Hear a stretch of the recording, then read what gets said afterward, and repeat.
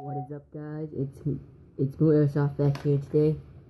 We're gonna be doing a Colt 100 anniversary M1 1911 or M1 1911A1 Airsoft gun review.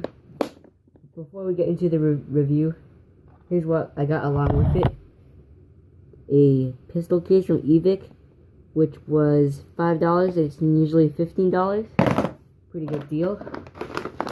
We got 4,000 BBs by 6mm Pro Shop, but it's originally made by Golden Ball, right there, and it was $5, and it's usually like $15, and they're 20 grams. It's pretty good for $5 for 4,000 BBs by Golden Ball.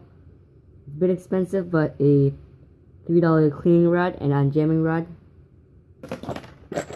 And at Walmart we have a Crossband 15 count CO2 cartridges, 12 gram CO2s.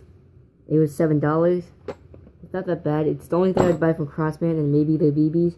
I would never buy any of their guns. Okay, so on to the review. This is one of the nicest guns I ever got and will ever get. The Colt 1911A1. It's the 380 FPS version. Here the front of the box and the specs. It's 380 FPS, so it could get into Canada, or else I might get a fine for bringing a airsoft gun lower than 356 FPS or 366 because I live in Canada. So I just shipped it to somebody in the US, well, one of my family members, and I just brought it across the border. So it's not illegal to do that if it's over 356 FPS. So anyways, I'm kind of getting off topic, but the box is actually pretty nice. First thing that you see is your instruction manual. How to put in the CO2, how to field strip it, adjust the hop up, and how to shoot the gun. We have some BBs. It's half BBs and half air, like Lay's. So yeah, I wouldn't use these, but if you're starting out, they're okay. They're better than like Walmart BBs. We have the Allen wrench to tighten your CO2 into your mag, and obviously you have the gun itself. And note, the foam is actually pretty nice. If you don't have a case, then you could use this for now. I wouldn't like use it as like a permanent case, but it's okay if you're starting off.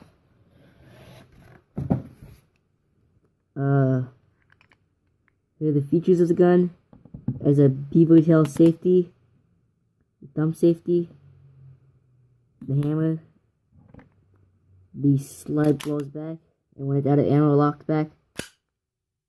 The mag release, the trigger, it has an orange tip, some trademarks, and on the other side we got the serial number. We got M1 1911A1. Wait, didn't say 100th anniversary, but the M1 1911A1 was made like after 1911, but I don't really care, to be honest. We got the F for some laws in Germany, I'm not sure. It's a full metal gun except for the grips. We got a full metal mag.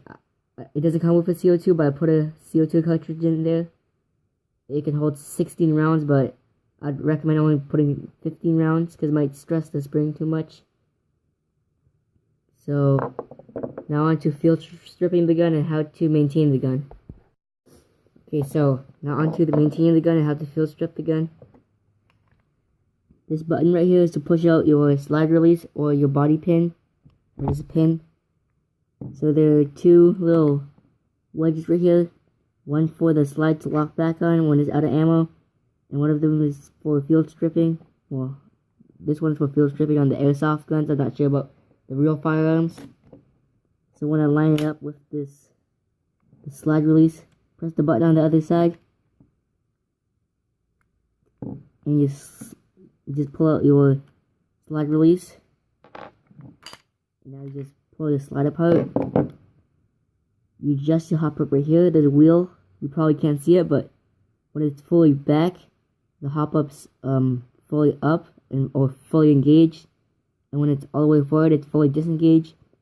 I usually put my hop up in the middle because I'm not like sniping, but I don't want my hop up to be really crappy and just like fling down, or just like it just dies basically. So you take apart your gun by pulling the spring guide apart, but I'm not gonna do that. You could watch a Fox Airsoft video down in the description. So what you want to lube is your blowback O-ring, your trigger mechanism right here. You also might want to lube your slide rails, these and the bottom, and also the slide itself. And the most important part is you want to lube the magazine valves. There's one right here, one on the top, and there's also one right here, but the CO2, the neck of the CO2 is covering it, so it's basically just like a seal. So you also want to put a drop of silicone oil right there. Never use petroleum like Vaseline or Pellet gun oil. Only use like silicone oil, like some silicone spray. Or for a cheaper alternative, you can also use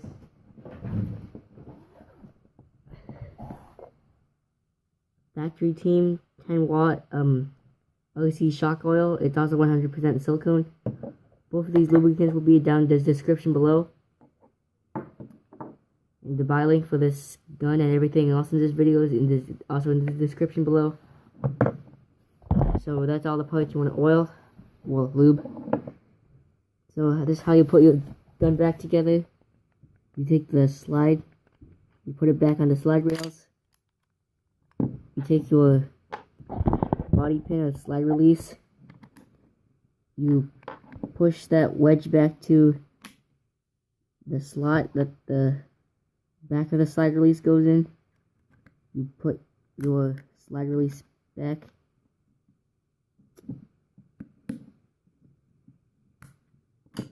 Now you're just ready to go. So now onto the firing test. Okay guys, now for the shooting test.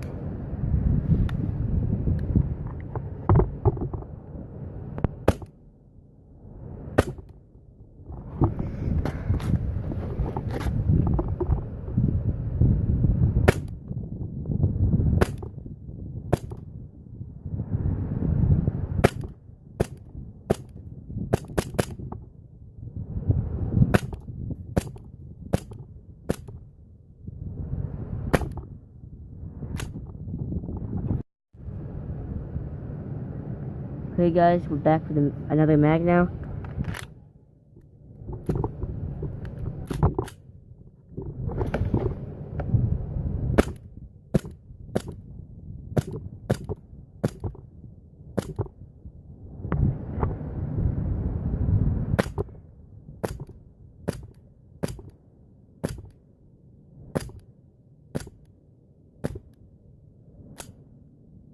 Hopefully you guys enjoyed this video. All the buy links will be in the description for all the products in the beginning.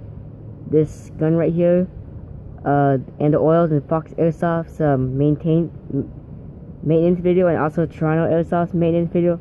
Thanks for watching. Bye guys.